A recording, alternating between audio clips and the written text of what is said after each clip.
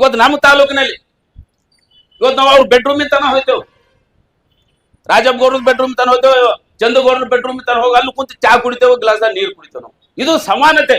ಹುಮ್ನಾಬಾದ್ ನಲ್ಲಿ 60-70 ವರ್ಷ ಹಿಂದೆ ಯಾವ ಬಸವರಾಜ ಪಾಟೀಲ್ MLA ಆಗಿದ್ರು, ಅವಾಗಲೇ ಬಾ ಯಪ್ಪ ಯಪ್ಪ ಅನ್ಕೋತ ಎಲ್ಲರಿಗೆ ಸೌಹಾರ್ದ ಭಾವನೆ, ಒಂದು ಮಕ್ಕಳಿಗಿಂತ ಹೆಚ್ಚಿಗೆ ಪ್ರೀತಿ ಕೊಟ್ಟು ನಡ್ಸ್ಕೊಂಡು ಬಂದಿರ್ತಕ್ಕಂಥ ಕುಟುಂಬ. ಆದ್ರೆ ಇವತ್ತು ಒಬ್ಬನೇ ಒಬ್ಬ ಬಿಜೆಪಿ ಲೀಡರ್, ಇವತ್ತು RSS ಲೀಡರ್ಗಳು ಯಾವನೇ ಒಬ್ಬ ಕಂಡಮ್ ಮಾಡಿದಾರ. ಇವತ್ತು ಈ ದೇಶದ ಪ್ರಧಾನಮಂತ್ರಿ ಯಾರು ನರೇಂದ್ರ ಮೋದಿ ಅವ್ರು ನಾಚಿಕೆ ಬರ್ಬೇಕು ಆ ಮನುಷ್ಯನಿಗೆ. ಪ್ರತಿ ಒಂದು ಮನ್ ಕಿ ಬಾತ್ ನಲ್ಲಿ ಮಾತಾಡ್ತಾನೆ. ಇವತ್ತಿಂತ ಒಂದು ದೊಡ್ಡ ಸ್ವತಂತ್ರ ಭಾರತದಲ್ಲಿ ಈ ರೀತಿಯ ಒಂದು ಜಾತಿಯ ಕಾರಣಕ್ಕಾಗಿ ಅವಮಾನ ಮಾಡಿರ್ತಕ್ಕಂಥ ಘಟನೆ ಖಂಡಿಸ್ಲಾಗಿರಲಿಲ್ಲ. ಇವತ್ತು ಎಲ್ಲಿದ್ದಾರೆ ಮೋಹನ್ ಭಾಗವತ್? RSS ಹೇಳ್ತಾರೆ ದಲಿತರು ನೀವೆಲ್ಲ ಹಿಂದೂಗಳ ಒಂದು ಭಾಗ, ಹಿಂದೂ ನಾವೆಲ್ಲ ಒಂದು ಅಂತ ಹೇಳ್ತೀವಿ. ಯಾವ ಕಾರಣಕ್ಕಾಗಿ ಹೇಳ್ತೀರಿ ನೀವೆಲ್ಲ? ಅದಕ್ಕೆ ಇವತ್ತೆಲ್ಲ ದಲಿತರು ಮತಾಂತರ ಆಗ್ತಾ ಇದಾರೆ. ಇವತ್ತು ಹಿಂದೂ ಧರ್ಮ ಬಿಟ್ಟು ಯಾವ್ದು ಕ್ರಿಶ್ಚಿಯನ್ ಆಗ್ತಾ ಇದ್ರೆ ಅದ್ರ ಬೌದ್ಧ ಆಗ್ತದೆ, ಇದ್ರಲ್ಲಿ ಸಿಖ್ ಆಗ್ತಾ ಇದ್ರೆ ಇಸ್ಲಾಂಗೆ ಹೋಗ್ತಾ ಇದ್ದಾರೆ. ಈ ಕಾರಣಕ್ಕಾಗಿ ನಿಮ್ಮ ಜಾತಿ ದೌರ್ಜನ್ಯ ಕಾರಣಕ್ಕಾಗಿ ಇದನ್ನ ನೀವು ಸರಿ ಮಾಡ್ಬೇಕು. ಸರಿ ಮಾಡದೇ ಇದ್ರೆ ಇವತ್ತೇನು ರಾಹುಲ್ ಗಾಂಧಿ, ಮಲ್ಲಿಕಾರ್ಜುನ್ ಖರ್ಗೆ ಇಡೀ ಭಾರತ ದೇಶದಲ್ಲಿ ಇವತ್ತು ಸಂವಿಧಾನವನ್ನ ತಲೆ ಮೇಲೆ ಹೊತ್ತು ಡೆಮಾಕ್ರಸಿಯನ್ನು ಉಳಿಸೋಗೋಸ್ಕರ, ಈ ದೇಶದ ವಿದ್ಯಾರ್ಥಿಗಳ ಭವಿಷ್ಯವನ್ನ ಉಳಿಸೋಗೋಸ್ಕರ, ಅವರ ನೌಕರಿಗೋಸ್ಕರ ಏನು ಹೋರಾಡ್ತಾ ಇದ್ದಾರೆ. ಮುಂದೆ ಒಂದು ದಿನ ಈ ದೇಶದಲ್ಲಿ 100% ಕಾಂಗ್ರೆಸ್ ಪಕ್ಷ ಅಧಿಕಾರಕ್ಕೆ ಬರುತ್ತೆ. ನೀವು ಮತ್ತೆ ಅದೇ ಸ್ಥಿತಿಗೆ ಹೋಗ್ಬೇಕಾಗುತ್ತೆ.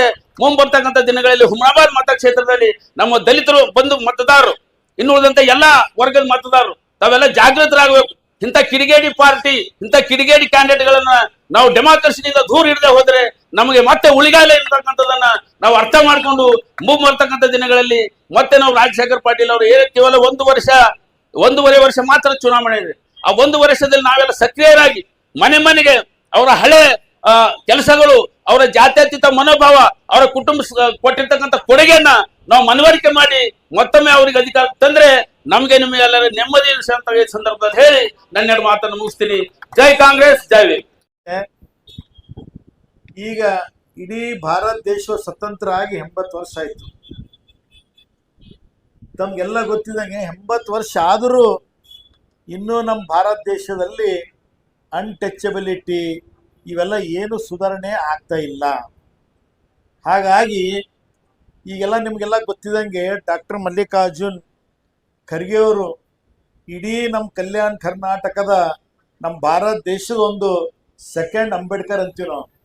ಯಾಕಂತ ತಮಗೆಲ್ಲ ಗೊತ್ತಿದೆ, ಸುಮಾರು 50 ವರ್ಷದಿಂದ ತಮ್ಮ ಸುಗೀರ MLA ಹಿಡ್ಕೊಂಡು ಇವತ್ತ ಈ ಅವ್ರ ಮಲ್ಲಿಕಾರ್ಜುನ್ ಖರ್ಗೆ ಸಾಹೇಬರು ಈ ಎಲ್ಲ ಪೋರ್ಟ್ಫೋಲಿಯೋ ಅಂದ್ರೆ ಹೆಂಗ ನಮ್ದು ಇದು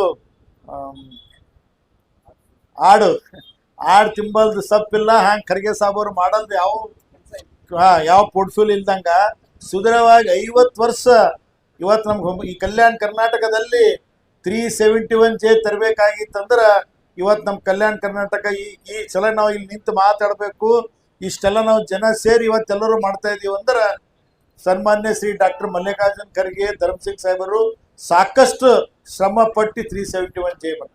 ಇವತ್ತು ಅವ್ರ ಬಗ್ಗೆ ಹೇಳ್ಬೇಕಾದ್ರೆ ಬೆಳಗ್ಗೆಯಿಂದ ಸ್ಟಾರ್ಟ್ ಮಾಡ್ರು ಸಾಯಂಕಾಲವರೆಗೆ ಸಾಕಷ್ಟು ಎಜುಕೇಶನ್ ಆಗಲಿ, ರೈಲ್ವೇದಾಗಲಿ, ಇದು ಎಲ್ಲ ಪೋರ್ಟ್ಫೋಲಿಯೋದಲ್ಲಿ ಸಾಕಷ್ಟು ಶ್ರಮ ಪಟ್ಟು ಇವತ್ತು ನಮ್ಮ ಕಲ್ಯಾಣ ಕರ್ನಾಟಕ ಅಲ್ಲ ಇಡೀ ಕರ್ನಾಟಕದಲ್ಲಿ ಭಾರತ ದೇಶದಲ್ಲಿ ಇವತ್ತು ಸೆಂಟ್ರಲ್ ಮಿನಿಸ್ಟರ್, ರೈಲ್ವೆ ಮಿನಿಸ್ಟರ್ ಆಗಲಿ, ಮತ್ತು ಇವತ್ತು ನಮ್ಮದು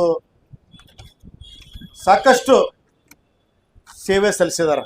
ಅದಕ್ಕಾಗಿ ಇವತ್ತೇನು ಅವ್ರಿಗೆ ಅವಮಾನ ಆಗ್ಯದ, ಇಡೀ ಅವ್ರಿಗಂತಲ್ಲ ಇಡೀ ಭಾರತ ದೇಶದ ಇವತ್ತು ನಮ್ದೇನು ನಾವೆಲ್ಲ ನಿಂತೋರಲ್ಲ, ಇವತ್ತು ನಮ್ದು ಇಡೀ ದೇಶಕ್ಕೆ ಅವಮಾನ ಆದಂಗಾಗಿದೆ. ನಾವು ಒಂದು ವ್ಯಕ್ತಿಗೆ ಆದಂಥ ಘಟನೆ ಬಗ್ಗೆ, ಅವಮಾನ ಆಗಿದ ಬಗ್ಗೆ ನಾವು ಖಂಡನೆ ಮಾಡ್ಲಿಕ್ಕೆ ನಿಂತಿಲ್ಲ. ಇಲ್ಲಿ ನಾವು ಸೇರಿರೋದು ಈ ಖರ್ಗೆ ಸಾಹೇಬರಿಗೆ ಅವಮಾನ ಆಗಿದೆ ಅಂತಲ್ಲ, ಇದು ಭಾರತ ದೇಶದ ಸಂವಿಧಾನಕ್ಕೆ ಆದಂತ ಒಂದು ಅವಮಾನ. ಈ ದೇಶದಲ್ಲಿರುವಂತ ಎಲ್ಲ ಭಾತೃತ್ವದ ಒಂದು ರೀತಿಯಲ್ಲಿ ನಡೆದಂತ ಒಂದು ನಾಯಕರುಗಳಿಗೆ, ಸೋದರತ್ವ ಭಾವ ಉಳಿಯುವಂತ ಎಲ್ಲಾ ನಾಯಕರುಗಳಿಗೆ ಆದಂತ ಅವಮಾನ, ಅದನ್ನ ಖಂಡಿಸಲು ನಾವೆಲ್ಲ ಒಟ್ಟಾಗಿ ಇಲ್ಲಿ ನಿಂತಿದ್ದೇವೆ. ನಾವೆಲ್ಲ ಏನು ಉತ್ತರಾಖಂಡದಲ್ಲಿ ಶುದ್ಧೀಕರಣ ಮಾಡಿದಂತ ಬಿಜೆಪಿಗರ ಬೆಂಬಲದ ಎಲ್ಲ ಕಾರ್ಯಕರ್ತರಿಗೆ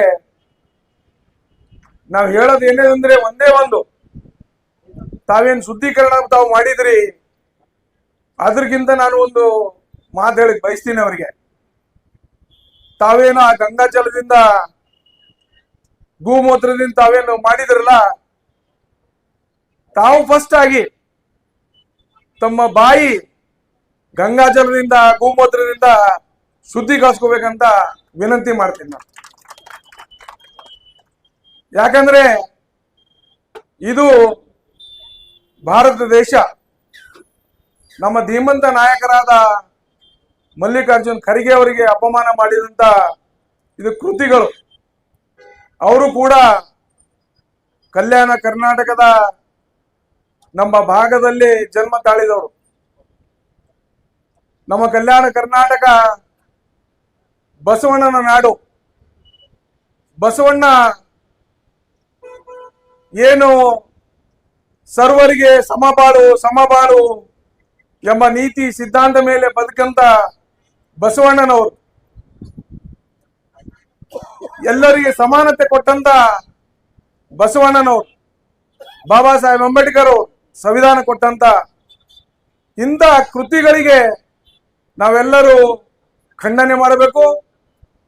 ಈ ಸಮಾಜದಲ್ಲಿ ಈಗ ತಾನೇ ರಮೇಶ್ ಡಾಕುಳ್ಗಿ ಅವರು ಹೇಳಿದ್ರು, ಸಮಾನತೆ ಹೆಂಗಿರುತ್ತೆ ಅಂದ್ರೆ, ನಾನು ರಾಜಶೇಖರ ಪಾಟೀಲ್ ಸಾಹೇಬ್ರ ಮನೆ ಬಾಗಿಲಿಗೆ ಹೋಗಿ ಬೆಡ್ರೂಮಿಗೆ ಹೋಗಿ, ಚಂದ್ರಶೇಖರ್ ಪಾಟೀಲ್ ಬೆಡ್ರೂಮಿಗೆ ಹೋಗಿ ಚಾ ಅಂತ ಕುಡಿಯಂತ ಸಮಾನತೆ ಹೊಂದಂತ ಈ ಬಸವರಾಜ್ ಪಾಟೀಲ್ ಅವರ ಮನೆತನ,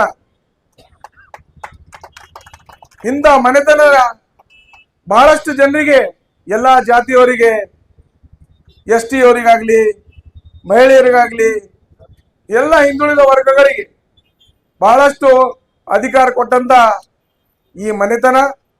ಅದಕ್ಕೆ ನಾವು ಇಲ್ಲಿ ನಾವೆಲ್ಲ ಒಗ್ಗಟ್ಟಾಗಿ ಬರೋಂಥ 28ನೇ ಚುನಾವಣೆಗೆ ನಾವೇನ್ ತಪ್ಪಾಗಿದೆ ನಾವೆಲ್ಲ ಮರ್ತು ಬಿಟ್ಟು, ಇವತ್ತಿಂದ ನಮ್ದು ಎಲೆಕ್ಷನ್ ಬರ್ತಾ ಇದೆ ತಿಳ್ಕೊಂಡು ನಾವು ಮುಂದುವರಿಬೇಕು.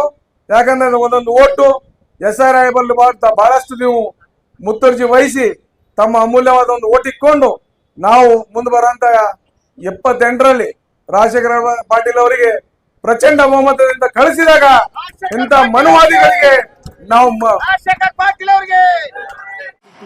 ಹಾಗಾದ್ರೆ ಕೇತಕಿ ಡೆವಲಪರ್ಸ್ ನಲ್ಲಿ ಮೂಲಭೂತ ಸೌಕರ್ಯಗಳುಳ್ಳ CC road, footpath, garden, under drainage, water supply, ಉತ್ತಮ ಪರಿಸರವುಳ್ಳ ಫ್ಲಾಟ್ಸ್ ಲೇಔಟ್ ಲಭ್ಯ. ಬೀದರ್, ಹುಮ್ನಾಬಾದ್ ಸೇರಿದಂತೆ ಹಲವು ಭಾಗಗಳಲ್ಲಿ ಸುಂದರ ಲೇಔಟ್ಗಳಿದ್ದು ಅತ್ಯುತ್ತಮ ಬೆಲೆ, EMI ಸ್ಕೀಮ್ಸ್ ಅನ್ನು ಲಭ್ಯ.